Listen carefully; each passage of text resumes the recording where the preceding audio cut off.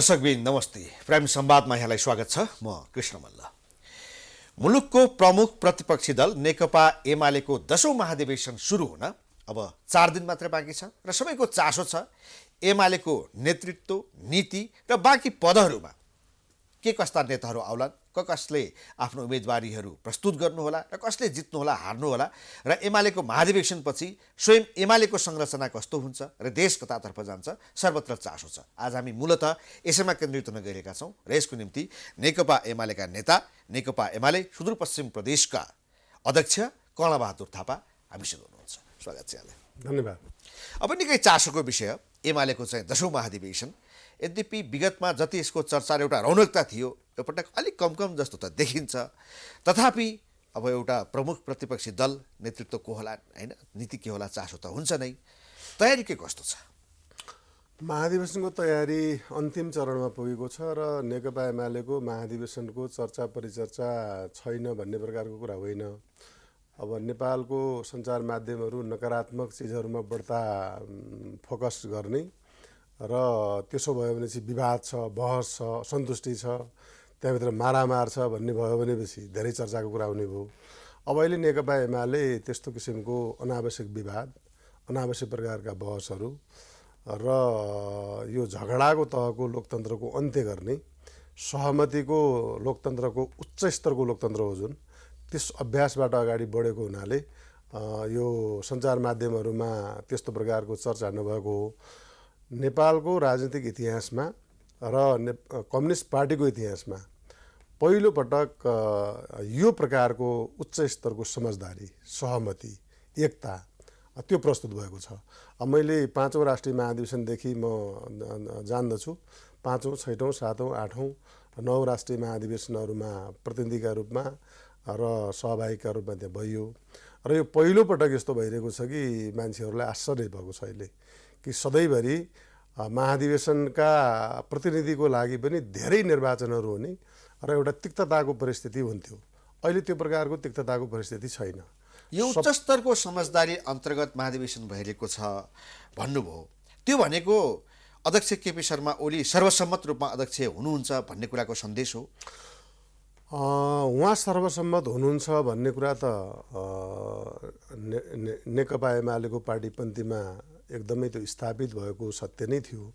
तर हिजो मात्रै उपाध्यक्ष कमरेड भीम रावलले पनि आफ्नो उम्मेदवारी घोषणा गर्नुभएको छ। त्योभन्दा अगाडिको दिनसम्म, अस्तिसम्म उहाँ सर्वसम्मत नै हुनुहुन्छ भन्ने थियो र पार्टीपन्थी र सिङ्गो नेकपा एमालेको समर्थक शुभेच्छुक पन्थी चाहिँ केपी शर्मा ओली सर्वसम्मत नै अध्यक्ष हुँदा अहिलेको समयको माग त्यो हो र पार्टीपन्थीले स्वीकार गरेको कुरा चाहिँ त्यो हो भन्ने यो यथार्थ हो। अब ओलीलाई सर्वसम्मत बनाउने प्रयास किन सफल हुन सकेन त? भीम रावलको उम्मेदवारीलाई कसरी लिनु भएको छ? होइन, अब यो महाधिवेशन हो, नेतृत्व निर्माण गर्ने महाधिवेशन हो। त्यो नेतृत्व निर्माण गर्ने महाधिवेशनमा महाधिवेशनका प्रतिनिधिहरू सार्वभौम सत्ता सम्पन्न हुन्छन् र हरेक व्यक्तिलाई पार्टीको केन्द्रीय सदस्य, पदाधिकारी जुनसुकै पदमा पनि उम्मेदवार हुन हाम्रो विधिले, हाम्रो विधानले, हामीले अवलम्बन गर्दै आएको जनताको बहुदलीय जनवादको सिद्धान्तले, त्यो मान्यताले त्यसलाई छुट दिन्छ, त्यसलाई सम्मान गर्छ। त्यसो भएको हुनाले यसलाई कुनै अन्यथा रूपमा लिनु हुँदैन। अब महाधिवेशनका प्रतिनिधिहरूले त्यसको निर्णय त उहाँहरूले गर्नुहुन्छ। त्यो त चुनौती हो नि। अध्यक्ष केपी शर्मा ओलीलाई एमाले भित्रबाट सर्वसम्मत भइरहेको अवस्थामा, कहीँ कतैबाट चुनौती नभएको अवस्थामा, सरल रूपमा एमालेको यहाँले भने जस्तै उच्च स्तरको समझदारीबाट यसपटक महाधिवेशन सम्पन्न हुँदैछ भन्ने कुराको गजबको सन्देश गइरहेको बेलामा उहाँको चुनौती किन आयो?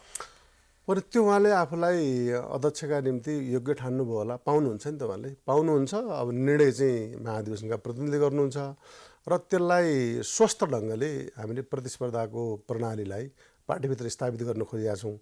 हिजैदेखि पनि हामीले त्यो अभ्यास गर्दै आएका हौँ। 7औं राष्ट्रिय महाधिवेशनमा लगभग माधव नेपाल सर्वसम्मत जस्तै हुनुभयो। केन्द्रीय कमिटीले त्यो बेला मुख्य नेता चुन्ने, महासचिव चुन्ने प्रणाली थियो। अब 8औं राष्ट्रिय महाधिवेशनमा पनि 2 जनाको उम्मेदवारी भयो, 9औं राष्ट्रिय महाधिवेशनमा पनि 2 जनाको उम्मेदवारी भयो। अब यसपटक महाधिवेशनका प्रतिनिधिहरू छनौट भइसकेपछिको उम्मेदवारी चाहिँ यो नेकपा एमालेको इतिहासमा पहिलोपटक हो। उहाँको कुरा चाहिँ के छ भने ओलीले चाहिँ एउटा विधि उल्लङ्घन भयो, पार्टीमा पक्षपात गर्नुभयो होइन। अब प्रतिनिधि चयनमा पनि त्यस्तै किसिमको एकलौटी भएको छ। पछिल्लो समयमा भएको 10 बुँदे जो एउटा सहमति थियो त्यसको पनि कार्यान्वयन हुन सकेन, कार्यान्वयन गर्न दिइएन।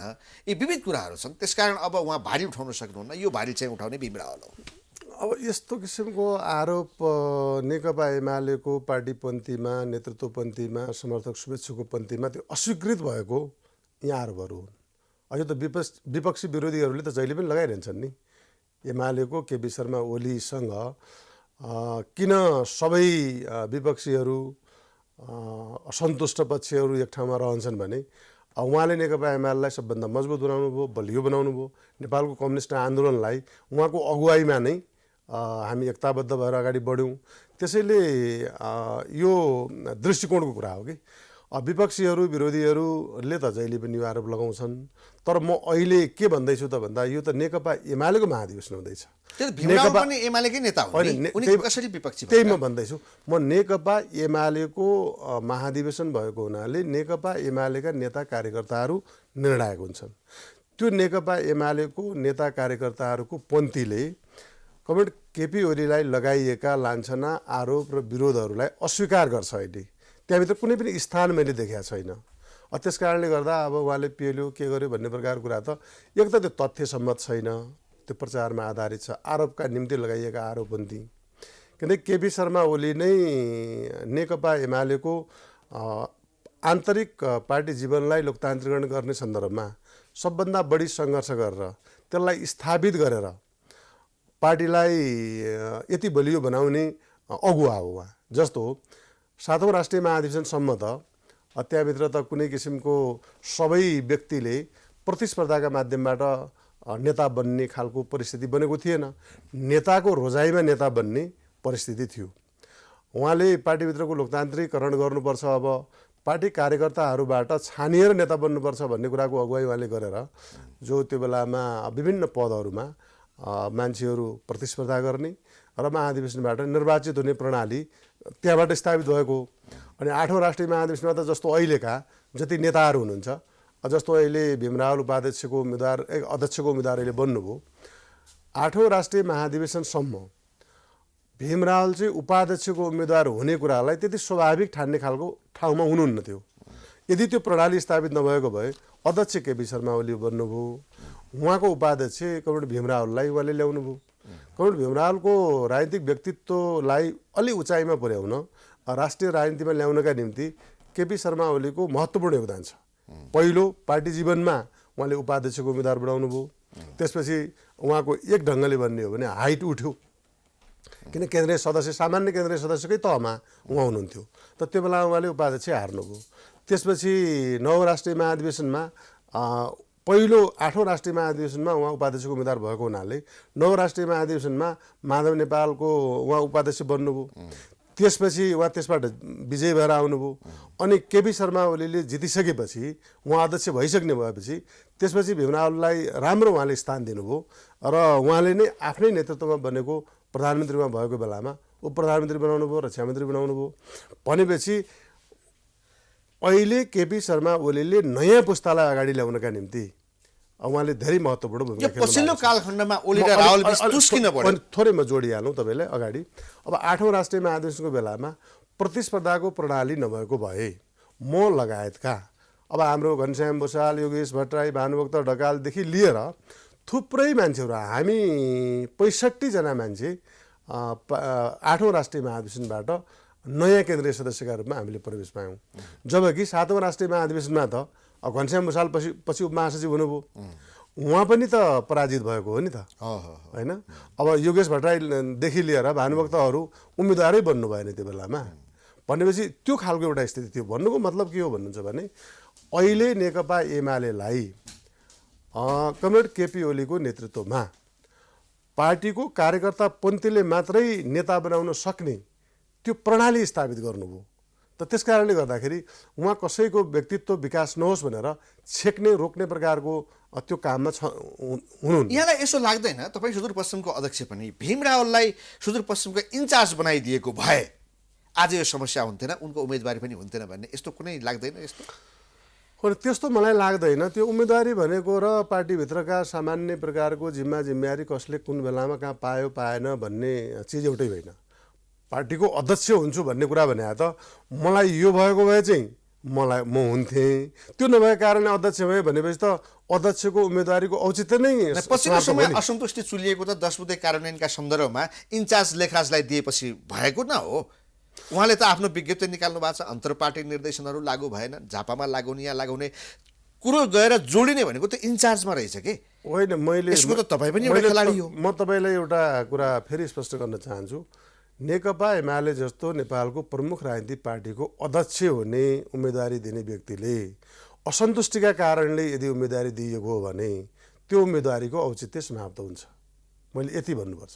होइन, जतिखेर इन्चार्जको कुरा गर्दै हुन्थ्यो त्यो बेलामा अध्यक्ष उम्मेदवारी उहाँले घोषणा गर्नुभएको थिएन। त्यसैले मैले भनिसकेँ तपाईँलाई, असन्तुष्टि चुलिँदै असन्तुष्टिका आधारमा प्रमुख नेता बन्छु भन्ने प्रकारको कुरा त्यो साबित गर्न सकिँदैन। त्यसलाई नेकपा एमालेको पन्थीले स्वीकार गर्दैन। अध्यक्ष बन्ने भनेको त म यो पार्टीलाई नयाँ सिराबाट नयाँ उचाइमा पुर्याउँछु भन्ने योजनाबद्ध सोच र विचारका आधारमा देशभरिको कार्यकर्ता पन्थीले, नेता पन्थीले स्वीकार गरेको मान्छे मात्रै पार्टीको अध्यक्ष बन्ने हो। अब उहाँ त माधव नेपाललाई छाडेर ओलीलाई मान्छु भनेर आउनु भएको हो। तपाईँहरूको कहाँनिर के गल्ती भयो, के त्रुटि भयो, के मिलेन? होइन, केही पनि त्रुटि। उहाँ त माधव नेपाललाई छाडेर अब म ओलीसँग आएँ है भनेर आउनु भएको र सार्वजनिक रूपमा बोल्नु भएको पनि हो। होइन, घटनाक्रमले यस्तो गरायो। उहाँ सम्पूर्ण रूपमा हिजो माधव नेपालले जे चाहनु भएको थियो, जे गरिरहनु भएको थियो, त्यही काममा उहाँ एउटा एक्टरका रूपमा त्यहाँभित्र राम्रो भूमिका खेल्नुभयो। अब पछि उहाँलाई पार्टी जब माधव नेपालले विभाजन गर्ने ठाउँमा जानुभयो त्यस बेलामा विभाजनमा जानु भएन। विभाजनमा नजानु चाहिँ राम्रो हो, तर उहाँको विश्लेषण चाहिँ पुरानै रह्यो। सोचहरू र के अरे घटनाक्रमलाई हेर्ने दृष्टिकोण चाहिँ नेकपा एमालेको रहेन कि नेकपा एमालेको विरोधी रह्यो।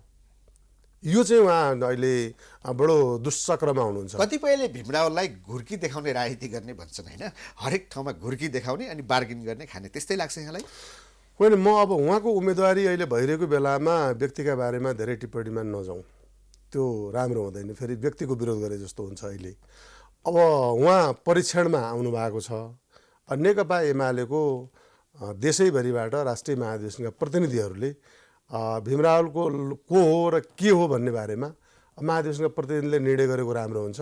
हामीले अहिले व्यक्तिगत रूपमा उहाँको कुनै टिका टिप्पणी गर्नु त्यो राजनीतिक हिसाबले त्यति उचित हुँदैन।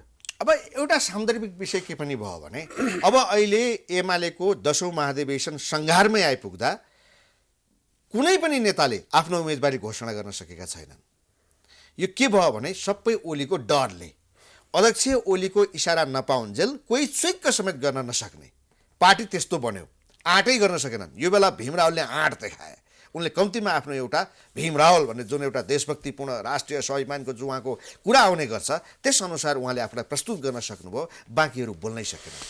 होइन, यो कुनै आँटको कुरा होइन, हिम्मत र साहसको कुरा होइन, जवाबदेहिता र उत्तरदायित्वको कुरा हुन्छ। पार्टीभित्र पार्टीलाई के गर्दा हित हुन्छ, पार्टीपन्थी केमा उत्साहित हुन्छ भन्ने हिसाबले जिम्मेवार व्यवहार महत्त्वपूर्ण हुन्छ।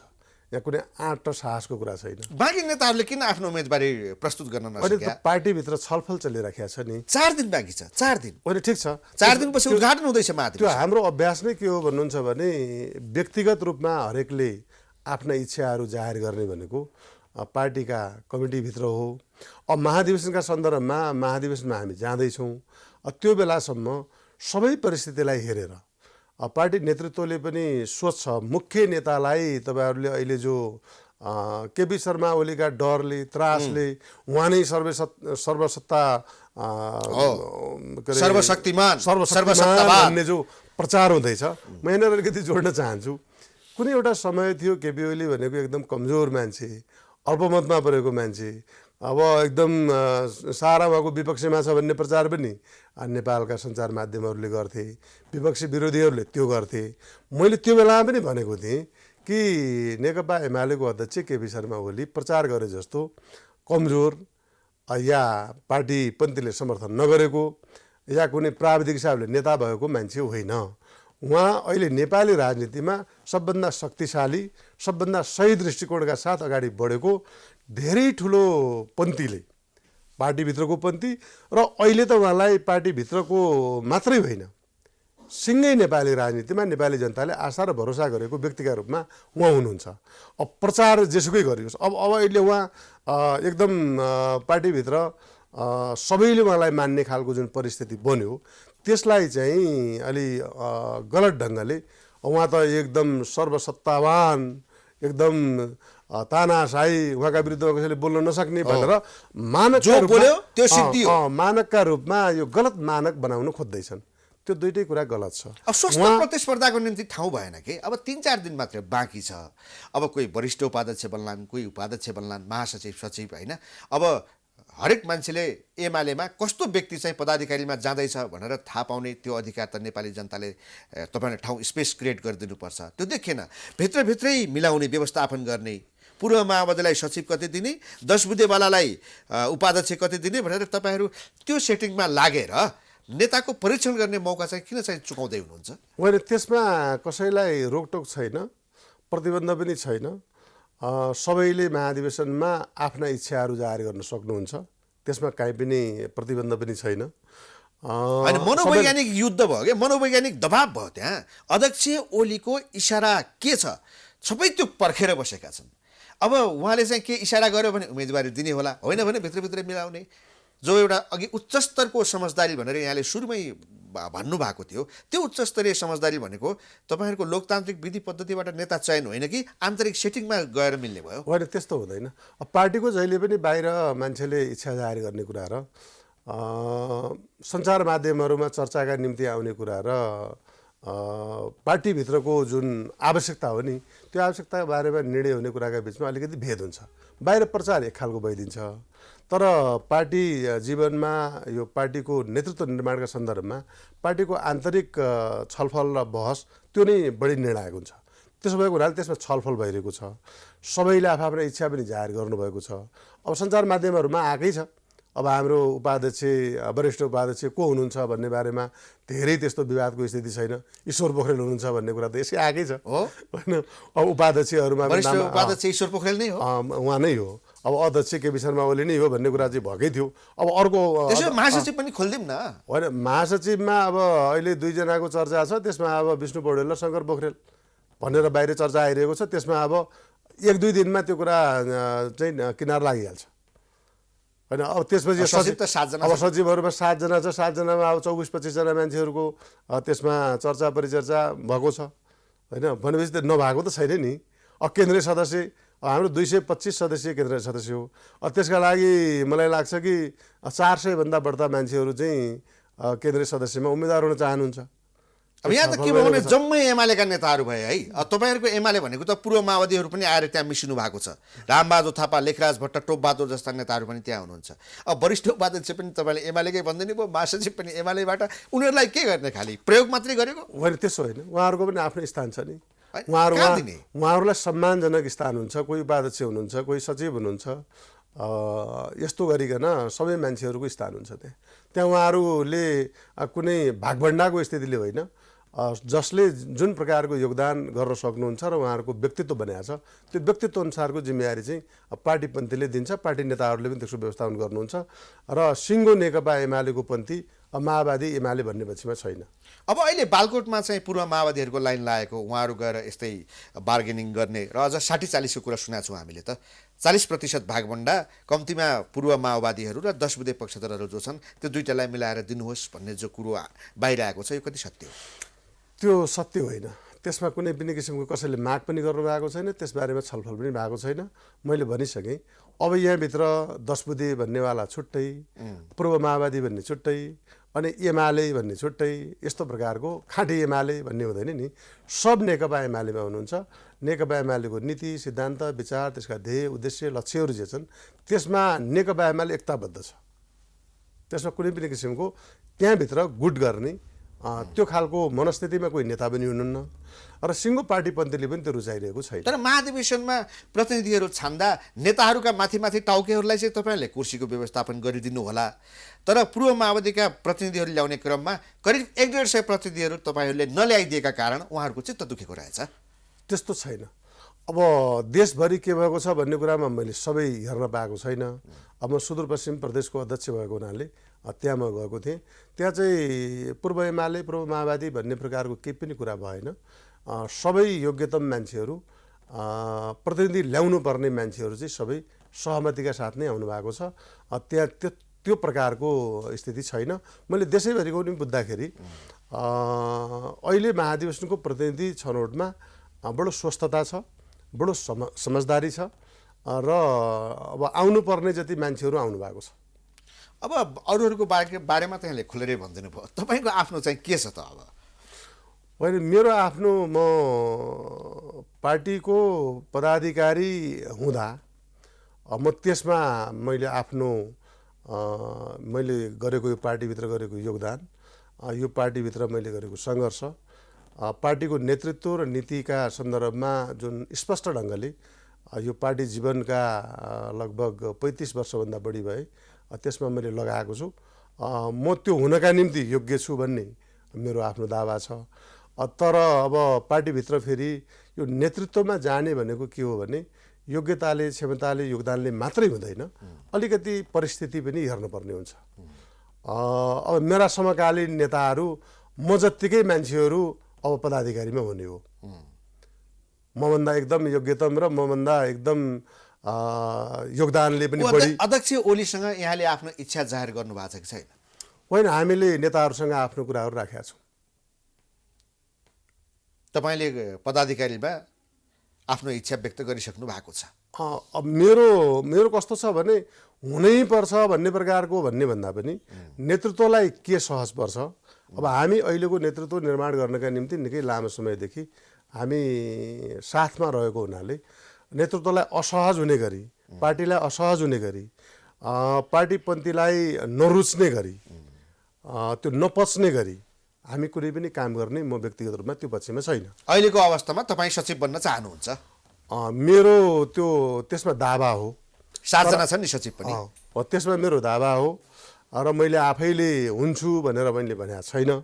तर चाहिँ अब हाम्रो कार्यकर्तापन्थी देशव्यापी रूपमा जति पनि अहिले प्रतिनिधि आउनु भएको छ, उहाँहरूको पनि तपाईँ अगाडि बढ्दा राम्रो हुन्छ भन्ने मैले सुझाव पनि पाएको छु। पार्टीको नीति सिद्धान्त भनेको त्यही जबरजस्त तपाईँहरू क्यारी गर्नुहुन्छ होइन? जनताको बहुदलीय जनवादको बारेमा त अब त्यति धेरै विवादको विषय रहेन। तर एमालेमा खासै यसपटक नीतिगत कुराहरू, वैचारिक कुराहरूमा छलफल हुन पाएन। सैद्धान्तिक वैचारिक पार्टी विधानको बारेमा त हामीले विधान महाधिवेशन गऱ्यौँ। त्यसमा सबै कुराहरू टुङ्गो लगाइसकेका छौँ। तर तपाईँहरूसँग अलग्गिएर गएको एउटा समूह छ माधव नेपालजीको नेकपा एकीकृत समाजवादी भन्ने, उहाँले त यो जबरजस्तको सान्दर्भिकता सक्यो भन्नुभयो। यद्यपि उहाँहरूको फरक पार्टी हो, तर जरो त एमाले नै हो नि होइन? यो कुरालाई कसरी लिनु? हो, उहाँहरूको त सैद्धान्तिक वैचारिक राजनीतिक विचलन रहेछ भन्ने कुरा त उहाँहरूले आफैले सिद्ध गर्नुभयो। त्यो राम्रो हो, किनकि उहाँहरूमा कुनै नीति सिद्धान्त र विचारमा आधारित भएर चल्ने होइन। अब उहाँहरू त अब जब पनि उहाँहरूले छोड्यौँ भनेर घोषणा गर्नु, आफ्नो सक्कली कुरा उहाँहरूले गर्नुभयो, राम्रै भयो। किन भन्दाखेरि आफ्नै जगमा उभिने उहाँहरूको आधार रहेन। अब उहाँ त काङ्ग्रेसको बैशाखी भन्नुपर्ने, अरूको कसैको बैशाखी टेक्नुपर्ने भए त नीति सिद्धान्तमा अडेर त त्यो कुरा सम्भव हुने भएन नि। अहिले जे उहाँहरूले पद प्राप्त गर्नुभएको छ या सत्ता उहाँहरूले पाउनुभएको छ, त्यो त उहाँहरूको आफ्नै सङ्घर्षको, आफ्नै योगदानको कारणले त पाउनु भएको होइन। उहाँहरूले एमालेलाई कमजोर बनाउनका निम्ति, एमालेका विरुद्धमा अपराधपूर्ण काम गरेको कारणले जे उहाँहरूले प्राप्त गरिदिनु भएको छ नि, त्यो भनेको उहाँहरूलाई नियति नै के हुन्छ भने मनमा एउटा कुरा छ भने पनि उहाँहरूले त्यो गर्न सक्नुहुन्न। किनकि अब काङ्ग्रेसले अलिकति टेवा दिएन भने उहाँहरू अलपत्र पर्नुहुन्छ। अब माओवादीको टेवा पनि उहाँलाई चाहिन्छ। आफ्नै जगमा उभिने आधार नभएपछि अब जब त अब चाहिएन भनेर भन्नु भनेको चाहिँ त्यो त राम्रै कुरा जस्तो लाग्छ मलाई। तर तपाईँहरूको पत्ता साफ गर्ने उहाँहरूको योजना छ। काङ्ग्रेस, प्रचण्डको पार्टी नेकपा माओवादी केन्द्र, बाबुराम जनता समाजवादी अनि माधव नेपालहरू मिलेर अबको निर्वाचनमा गठबन्धन गरेर जाने र एमालेलाई पत्ता साफ गर्ने। जसको कुनै नीति छैन, उद्देश्य छैन, ध्येय र लक्ष्य छैन, देशका निम्ति कुनै एजेन्डा छैन, योजना छैन, खालि सत्ताका निम्ति विभिन्न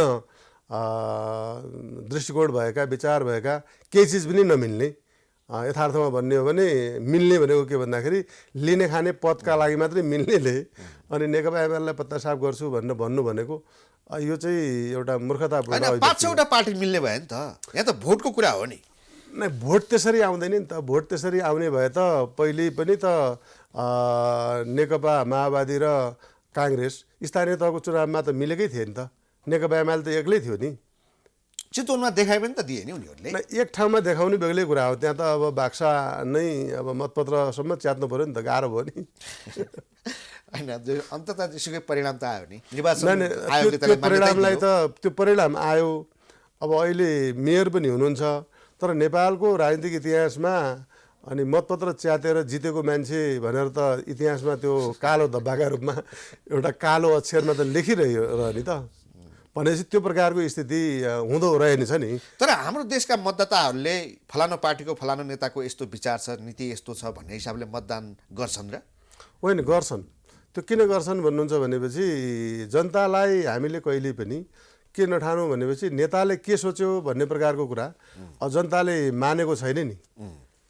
त्यो त विगतका चुनावहरू हेर्नु न। 15 सालको चुनावमा नेपाली काङ्ग्रेसलाई 2/3 दिएको हो नेपाली जनताले। त्योभन्दा पछि पञ्चायत आयो, त्यो बेलाको काङ्ग्रेसभित्रकै लडाइँ झगडाको कारणले गर्दाखेरि। अब 48 सालमा नेपाली काङ्ग्रेसले बहुमतै ल्याएको थियो। 51मा काङ्ग्रेसले त्यो आफ्नो जुन त्यो वर्चस्व थियो त्यो गुमायो नि। त्योभन्दा पछि 56मा पार्टी विभाजन भएको बेला फेरि नेपाली काङ्ग्रेसले बहुमत ल्यायो। त्यसपछि 64मा नेकपा माओवादी एउटा नयाँ शक्तिका रूपमा उदायो। 70को चुनावमा त्यो ठिकै उल्टियो। 74को चुनावमा अर्को खालको परिस्थिति बन्यो। त्यसैले जनताले मूल्याङ्कन गर्दैनन् भन्ने होइन। नभए त अब काङ्ग्रेसलाई लगातार जिताइरहन्थ्यो नि, अथवा माओवादीलाई लगातार जिताइरहनु पर्थ्यो नि त। नेकपा एमालेलाई लगातार जिताइरहेपछि चाहिँ जनता मूल्याङ्कन गर्दैनन् भन्ने कुरा हुन्थ्यो। जनताले किन मूल्याङ्कन गर्दैनन्? गर्छन्। यो राष्ट्रिय राजनीतिक मुद्दा र केही अन्तर्राष्ट्रिय सवाल विधिसँग सम्बन्धका कुराहरू संविधानलाई हेर्ने दृष्टिकोणका सवालमा यद्यपि यो सत्ता गठबन्धन छ, उनीहरूबीच मतान्तर देखिन्छ। त्यसकारण बरु राष्ट्रियगत एजेन्डाका विषयमा एमाले र काङ्ग्रेसको दृष्टिकोण समान देखिने अवस्था आउँछ।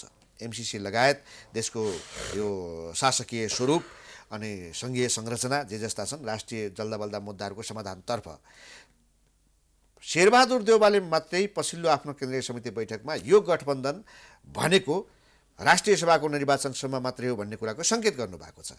यसले गर्दा के देखिन्छ भने भोलिका दिनमा काङ्ग्रेस र एमालेको सहकार्य एमसिसी पास गर्नुपर्ने अवस्था छ।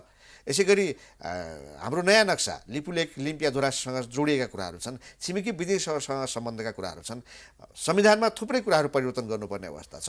यो कुरा चाहिँ शेरबहादुर देउवा या नेपाली काङ्ग्रेसको निकटता, घनिष्ठता, अलिकति नजिकपन भनेको एमालेसँग, त्यसमा पनि अध्यक्ष ओलीसँग रहेछ। यो हिसाबले हेर्दा भोलिको दिनमा सहकार्यको सम्भावना कतिको देखिन्छ?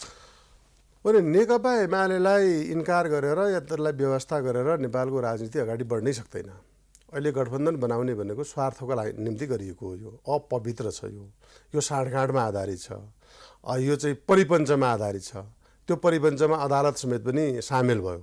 र यो त परमादेशबाट आएको सरकार हो। त्यस कारणले गर्दा अब नेकपा एमालेलाई जसरीकन किनारा पार्नका निम्ति गठबन्धन भनेर भनियो त्यो नक्कली छ। त्यो कुनै राष्ट्रले कुनै उपलब्धि प्राप्त नगर्ने, देशका निम्ति सोचेर गरिएको थिएन। यो जनताले दिएको जुन मत हो त्यो जनताको मतभन्दा विपरीत, जनादेशभन्दा विपरीत ढङ्गले गरिएको गठबन्धन हो। त्यस कारणले यो टिक्दैन। अब यो बनाउनुहुन्छ उहाँहरू भने पनि त्यो सफल हुँदैन। त्यो देशका निम्ति घातक छ। त्यो एमालेलाई किनारा गर्न उहाँहरूले सक्नुहुन्न। अब हामीले त भनेकै छौँ नि त। काङ्ग्रेस र एमालेको सहकार्यको प्रश्न, काङ्ग्रेस र एमालेको सहकार्यको कुरा भनेको त हामी त सहकार्यको पक्षमा पहिलेदेखि पनि थियौँ। देशका सन्दर्भमा, राष्ट्रियताका सन्दर्भमा, जस्तो लिपुलेख लिम्पियाधुरा नक्सा जारी गर्ने बेलामा त नेपाली काङ्ग्रेस नेकपा एमाले सँगै थियो। त्यसको अगुवाई प्रधानमन्त्रीका रूपमा, देशको प्रधानमन्त्रीको रूपमा र राजनीतिक पार्टीको प्रमुख राजनीतिक पार्टीको नेताका रूपमा केपी शर्मा ओलीले नै गर्नुभएको हो नि त। सायद उहाँ नहुनु भएको भए त्यो जनलाई थाहा छ त्यो सम्भव थिएन। त्यो एउटा साहसी काम थियो। त्यो दूरगामी महत्त्वको काम थियो। राष्ट्रवादका शब्दावली उच्चारण गरेर जनतालाई कुनै ढाँट्ने एउटा खेती त नेपालमा राष्ट्रियताका नाममा भएकै छ। त्यो त्यस प्रकारको काम थिएन। त्यो साँच्चै हृदयदेखिको कुरा थियो। नेपाली जनताको निकै लामो समयदेखिको देशभक्तिको जुन भावना थियो त्यो भावनालाई कदर गर्ने कुरा थियो त्यो। त्यस कारणले गर्दाखेरि त्यो देखाउने कुरा थिएन। त्यसै गरिकन नेपाललाई एउटा स्वतन्त्र राष्ट्र र त्यो पनि सार्वभौम सत्ता सम्पन्न राष्ट्रका रूपमा हामीले कसैले पनि हामीलाई हस्तक्षेप गर्न नसक्ने ढङ्गले केपी शर्मा ओलीकै बेलामा हामीले पारवान सम्झौता जो चीनसँग भयो, त्यसपछि बल्ल नेपाल स्वतन्त्र बनेको छ। स्वतन्त्र बनेको धेरै अगाडि हो, तर हामीले भारतको बाटो मात्रै प्रयोग गर्नु पर्थ्यो, जसका कारणले अनेक पटक हामीले नाकाबन्दी गर्नुपर्ने थियो। नाकाबन्दी गैर कानुनी हो अन्तर्राष्ट्रिय हिसाबले, तर अब बलियो देशले मौका पाउँदा त्यो गर्छ। त्यो चिजबाट के भयो त भन्दा अब दुनियाँसँग हामी अर्को बाटोबाट पनि जब हामी सम्पर्कमा जान सक्ने बाटो खोल्यो, त्यसपछि भारतले नाकाबन्दी लाउने अब उसले गर्नै सक्दैन, किन भन्दाखेरि त्यो उसका लागि प्रतिबन्धक हुन्छ। भनेपछि गर्ने भनेको के हो भन्नुहुन्छ भने देशका निम्ति गरिएका चिजहरूका निम्ति, केही राष्ट्रका निम्ति हामीले साहसिक ढङ्गले निर्णय गरौँ भन्ने हो भने नेपाली काङ्ग्रेससँग हामीले सहकार्य गर्नका निम्ति हामी इच्छुक नै छौँ। तर षड्यन्त्र चाहे एमसीसी पास होस् या चुनावी गठबन्धनका रूपमा किन नहोस्। चुनावी गठबन्धनका रूपमा त काङ्ग्रेससँग प्रतिद्वन्दिता हुन्छ, त्यो कुनै त्यस्तो किसिमको प्रचण्डलाई हराउन माधवलाई नेपाललाई हराउनु त पर्ला नि। होइन, त्यो बेलामा काङ्ग्रेसको सहयोग चाहिँदैन। होइन, उहाँहरूलाई हामीले हराउनै पर्दैन, उहाँहरू आफै हार्नुहुन्छ, त्यसमा कुनै समस्या छैन। निर्वाचनका सन्दर्भमा तपाईँलाई प्रश्न भन्न चाहन्छु कि नेकपा एमाले र नेपाली काङ्ग्रेसको प्रतिद्वन्दिता हुन्छ र त्यहाँ काहीँ पनि सहकार्य हुने या चुनावी तालमेल हुने कुनै सम्भावना छैन, त्यो जरुरी पनि छैन। तर देशका सन्दर्भमा कुनै राष्ट्रिय मुद्दाहरूमा त्यसमा चाहिँ नेपालका सबै राजनीतिक पार्टीहरूसँग हाम्रो सहकार्य हुन सक्छ। जस्तो एमसीसी मात्रै होइन, त्यो त एउटा विषय मात्रै हो। बहुचर्चित भावनाले मैले नाम लिएको होइन, त्यसका बारेमा त थुप्रै भ्रान्त धारणाहरू जनताका बिचमा गएका छन्। त्यसलाई चाहिँ अलिकति स्पष्ट पार्नुपर्ने जरुरी र आवश्यकता पनि छ। अब सस्तो लोकप्रियताका निम्ति फेरि अब त्यो जनमत भड्किरहेको बेलामा अझ धेरै भड्काउन चाहनेहरू पनि छन्, तर जिम्मेवार राजनीति गर्ने मान्छेहरूले त्यसो गर्नु हुँदैन। यथार्थ जे हो त्यही भन्नुपर्छ। त्यो हाम्रो लागि आवश्यक छ भनेपछि आवश्यक छ भन्नुपर्छ, आवश्यक छैन भनेपछि त लादिएको होइन नि, प्रतिपक्षी हौँ भन्दैमा सरकारले ल्याएका हरेक प्रस्तावहरू हरेक विधेयकहरू अस्वीकार गर्नुपर्छ भन्ने मान्यतामा तपाईँहरू हुनुहुन्न। सरकारले ल्याएका राम्रा कुराहरूको समर्थन त हामी यसै गरिहाल्छौँ, तर एउटा द्वन्द्वको स्थिति के बनाइदिएको छ अहिलेसम्म भने प्रमुख राजनीतिक पार्टी प्रतिपक्षमा गएको छ अदालतको आदेशले। यो जो द्वन्द्वको स्थिति छ नि, यसको निवारण काहीँ न काहीँ हुनुपर्छ। त्यो भएपछि अनि बल्ल सोझो बाटोमा जाने भयो। जबरजस्ती धकलिएको छ नि त, जबरजस्ती त्यहाँ शक्तिबाट सत्ताबाट जो हटाइएको स्थिति छ, त्यसले जनताको मत एकातिर छ, जनमत एक ढङ्गले प्रकट भएको छ, अनि त्यो शक्ति र सामर्थ्य नेकपा एमालेको काहीँ पनि घटेको छैन, बढोत्तरी भएको छ। अब एउटा अदालतको आदेशका कारणले गर्दाखेरि अहिलेको यो परिस्थिति बनिएको छ। अनि यो द्वन्द्व त एउटा निर्वाचनसम्म त जान्छ नै होला, होइन। तर हामी केमा छौँ भने हाम्रो नेकपा एमालेको कुरा गर्दा हामी स्वस्थ प्रतिस्पर्धाको प्रणालीलाई स्थापित गरौँ भन्ने कुरामा छौँ। अब यो गठबन्धन गरेर जित्नका निम्ति राजनीतिक पार्टीले आफ्ना एजेन्डाहरू अगाडि सार्नु पर्यो। हामी फल्नालाई हराउँछौँ, हराउनका निम्ति गठबन्धन गर्छौँ भन्ने प्रकारको कुरा त हराउनका निम्ति मान्छेले मतदान गर्दैन कि, उसलाई उसका राम्रा एजेन्डाहरूलाई जिताउनका निम्ति र राष्ट्रमा त्यसको कार्यान्वयन होस् भन्नका निम्ति पो जनताले मतदान गर्छ।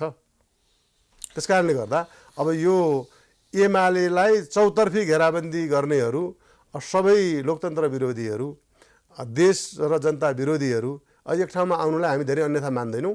फेरि अब नेकपा एमालेको शक्तिको बढोत्तरीकै अभिव्यक्ति हो त्यो फेरि, किनकि ध्रुवीकरण भनेको एमालेसँग एक्लै लड्न सक्ने अरूको सामर्थ्य र शक्ति छैन। हस्, धेरै धेरै धन्यवाद। हस्, धन्यवाद। दर्शकवृन्द, प्राइम संवादमा हामीसँग नेकपा एमालेका नेता पूर्व मन्त्री नेकपा एमाले सुदूरपश्चिमका अध्यक्ष कर्णबहादुर थापा हुनुहुन्थ्यो। उहाँसँगको कुराकानी यही सकिन्छ। हामी सबैलाई बिदा दिनुहोस्। नमस्ते।